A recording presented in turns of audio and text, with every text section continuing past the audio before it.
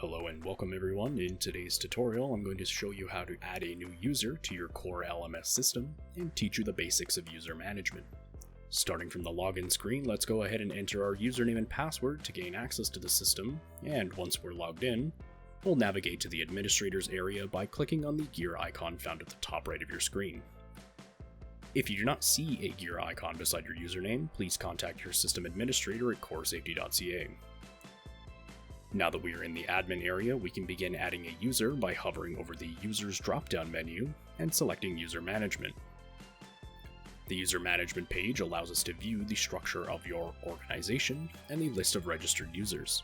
Now, to add a new user, we're going to click on the New User button located above the list of users, which will bring up the dialog box. Here we will enter the first and last names, contact information, and password for our new user.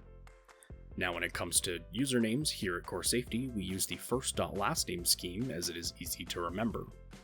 When choosing a password, using something simple, like your company's name, will be sufficient, as the user will be required to change their password the first time they log in.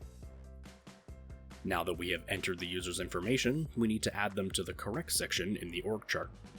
Doing this now will automatically enroll the user in their preset courses, using the enrollment rules established by the program. To do this, we're going to click on Organization Chart at the top of the dialog box so we can view the org chart. By clicking the plus symbol, we can expand the tree to find the subsection we want to add our user to. In this instance, I would like our Jane Doe to be a full-time employee. So I'm going to expand the tree until I found the full-time node and click the checkbox to tell the system to register Jane Doe as full-time. Your organizational chart may look different than mine, so it's best to familiarize yourself with its structure. It should be noted that although it is possible to add a user to multiple sections, we recommend choosing only one to prevent confusion down the road. Now that we have entered our user's data and placed them inside of our organization, we can click Submit to finish the user registration process.